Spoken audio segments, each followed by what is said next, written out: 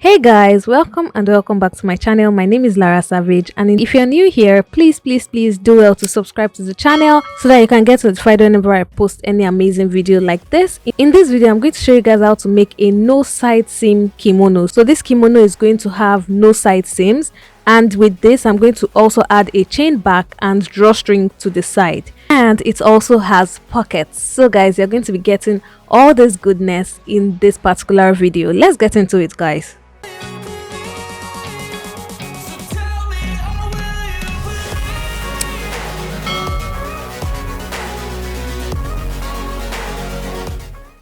So the first thing you're going to do is you're going to measure your hip circumference and add 8 inches to it. Now this depends on how wide you want your kimono to be. Basically, I want my own to be fairly large on my body, so not too large and not too small. So I'm adding 8 inches to this measurement.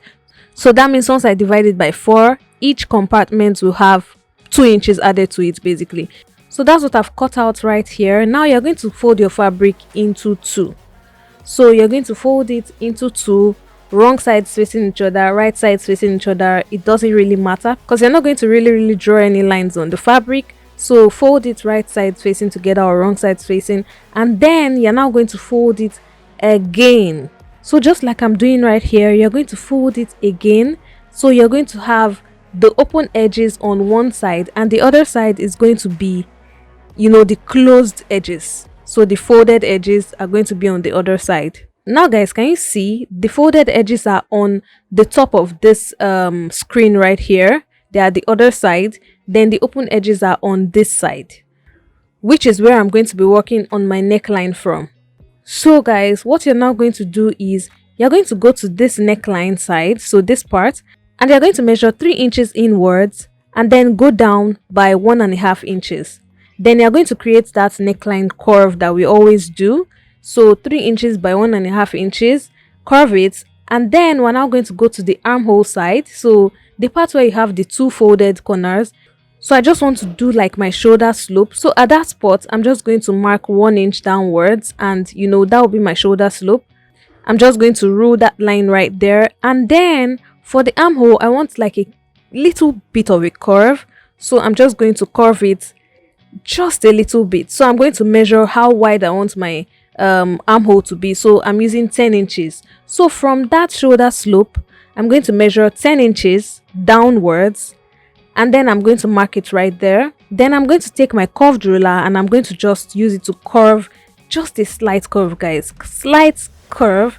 That's what I'm going to use right here, and I'm going to curve it to that measurement. So from the shoulder slope to that 10-inch point. Once that is done, I'm just going to cut it out right there and cut out my neckline. Now guys, can you see this is what it looks like? So if you're not doing the chain back, all you have to do is place it right sides facing, sew the shoulders, and then finish your armhole. That's what you're going to do. Then for the lapel in front, if you want a lapel in front, we're going to work on it now. And if you also want a chain back, we're going to work on it as well. But the process is still the same with regards to sewing the shoulders down together, right sides facing, and finishing your armhole. Now guys, for the lapel in front, I'm going to take my fabric and take the 2 open edges and place it together just like this. So the 2 open edges will be my front, and I'm just going to rule a line from that neckline, the 3 inches wide neckline that we're using, just to draw a slant till you get to about 1.5 inch. So that's what I'm using right here. So from that 3 inches, I'm slanting it to 1.5 inches because I want my lapel to be 1.5 inches thereabout. So that's what I'm going to measure right here. I'm going to cut it out so that I can be able to replace it with my lapel. So once I'm done drawing that line, I'm going to cut it till I get to that slant at the top.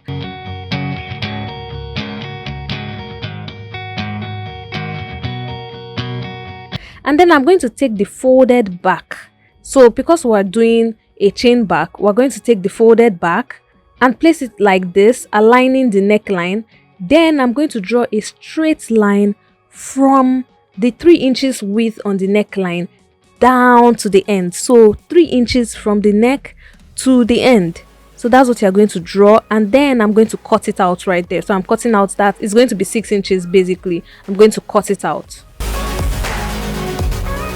So guys, after you've done this, you're now going to place your fabric right sides facing each other like I mentioned earlier.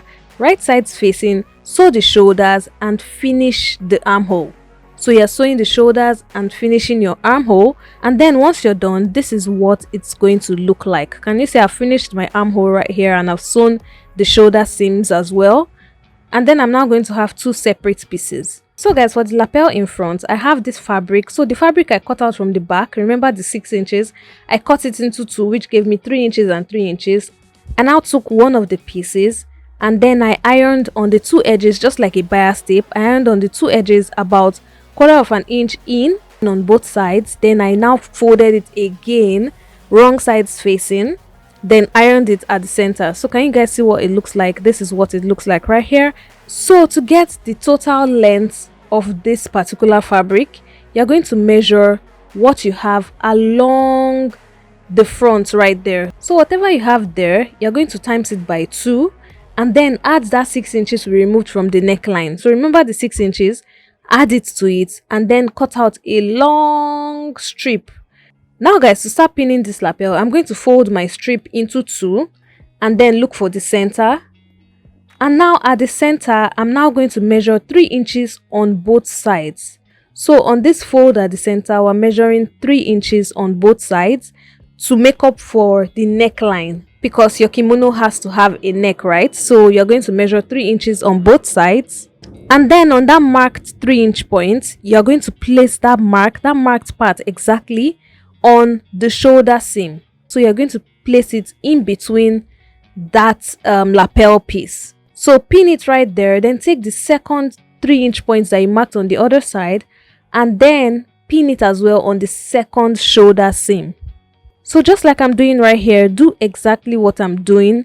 Put the shoulder seam into the lapel and then pin it down right there. Now it's best to iron the lapel before starting, because it's going to make you sew on a straight line. So as you're sewing the front, the back is catching it. So you're catching the back as you're sewing the front. So this is what I'm going to do. I'm just going to pin it down right there. So can you guys see I'm pinning the neckline as well?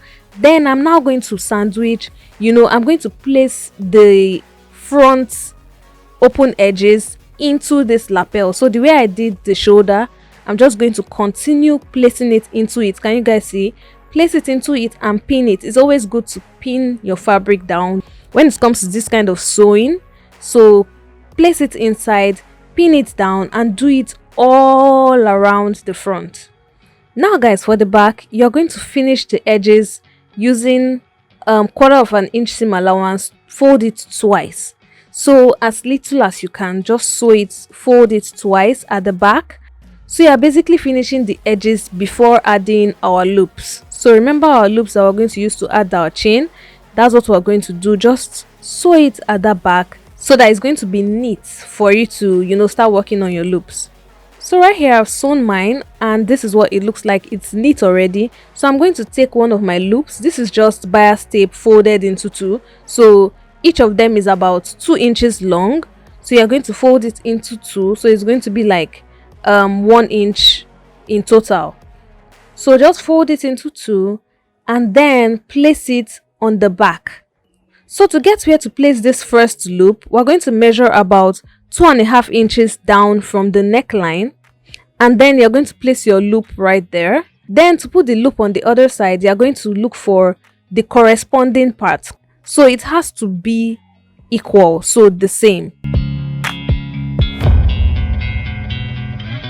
Now guys, to get the next loop, I'm going to measure 4 inches downwards. So each of them will have 4 inches in between. So 4 inches spacing in between every loop. That's what I'm going to do. So I'm going to measure 4 inches downwards, put the next loop, 4 inches down, put the next loop. Then once I'm done with that line, I'm now going to look for the corresponding parts. So look for the corresponding parts, place the loop right there, pin it down, and then go to your machine and sew it. Or better still, use your chalk to actually mark it so that you won't make any mistakes when you're sewing it. So even if your loop falls off, you're going to know where exactly that spot is meant to be. This is what it looks like. I have sewn my loops and 4 inches apart. I have sewn my lapel at the front as well, and this is what the neck also looks like. Now I'm going to take my chain, and then what I'm going to do is measure 6 inches because that's what I used for the neck width.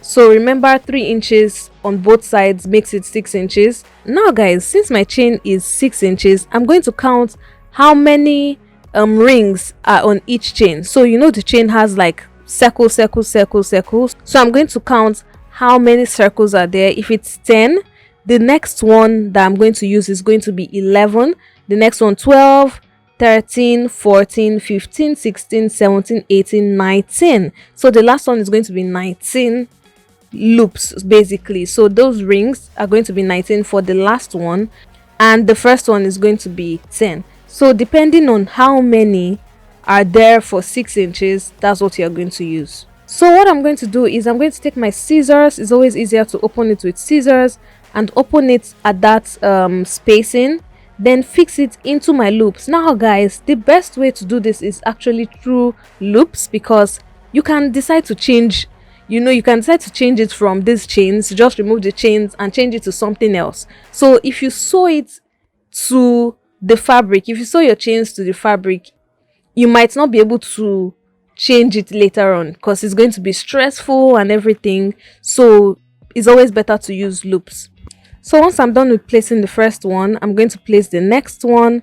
So that's how I'm going to be doing it till I get to the last chain.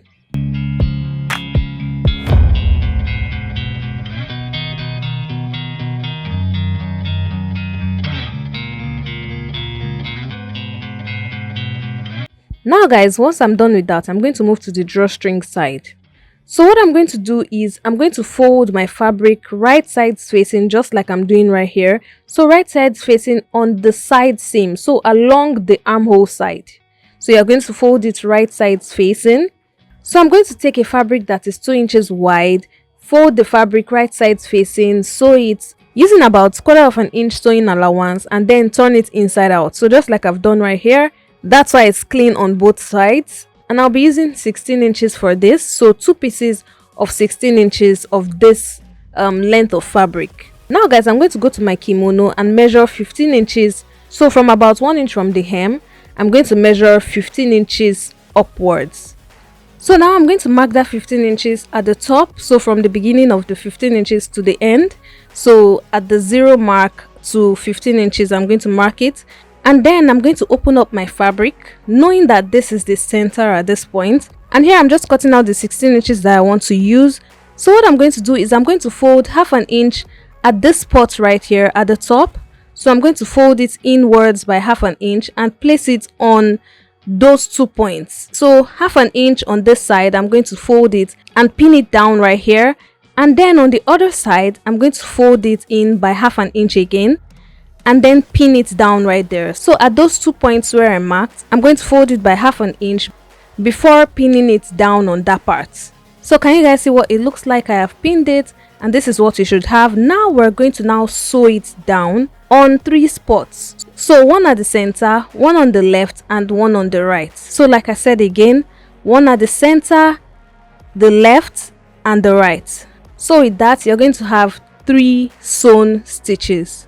Now guys, you're not sewing the top and the bottom part at all, because you need to have, those open spaces that we're going to put our drawstring through. So don't sew the top and the bottom, just the 2 sides and the center. So I'm going to do the same process for the other side, measure my 15 inches, mark it, and place my drawstring casing on it just like that.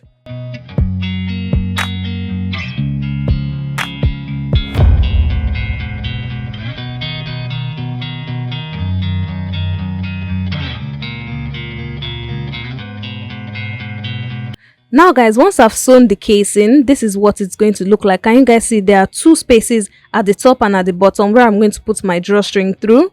So this is what it looks like. Now I'm going to take my drawstrings. It's just like a loop that is about 20 inches long. You can even use bias tape or just use your fabric to make the drawstring. And then I'm going to use my pin to just put it through those 2 holes. So with this, I need 4 pieces that are this 20 inches. because I need 2 for each side. So I'm going to be putting one of the 20 inches drawstring into it, and once I get to the top, I'm going to remove my safety pin, and then I'm going to pin it down. I'm going to pin this drawstring down so that it doesn't remove. Then I'm going to take the second drawstring, put it in as well, and then remove my pin and pin it down as well, so that both strings are actually inside. And once I'm done with that, I'm going to sew it along that top. So the top where I just pinned, I'm going to sew it down right there. So your drawstring, you're basically putting it from the bottom to the top. So I'm going to do the same process for the other side, and then I'm now going to go to my pockets. So guys, for my pockets, I'm using a fabric that is just 8 inches by 8 inches, so it's a square. And then I'm going to fold the top part, the part I want to be at the top. I'm going to fold it in by 1 inch. So can you guys see what I've done right here? By 1 inch, and the other sides are by half an inch. So for the top, I'm going to sew it down first before sewing it on my fabric. And then make sure you've ironed the remaining edges using half an inch seam allowance. So guys, what we're now going to do is we're going to go to our fabric, and then we're going to measure 18 inches down. So wherever you want your pockets to start from, I'm starting mine from 18 inches. My waistline is 16 inches, so I'm going 2 inches after my waistline. That's where I'm starting my pocket from. So 18 inches down, and then I'm going to mark it right there. Once that is marked, I'm going to take my fabric, my pocket piece basically. So you're placing it about half an inch from the lapel side, and then you're going to pin your pocket piece down. So guys, like I said, don't forget to sew the top part of your pocket piece before joining it to the fabric. So now I'm going to now pin all around the pocket piece. So sew it down all around, excluding the top part. I'm going to do the same for the other pocket piece. And guys, once I'm done sewing this part, my kimono is ready. Like, oh my god, I love this kimono. So amazing. This is what it looks like. It's so pretty. I can, draw the drawstring, up or down, however I want it to be.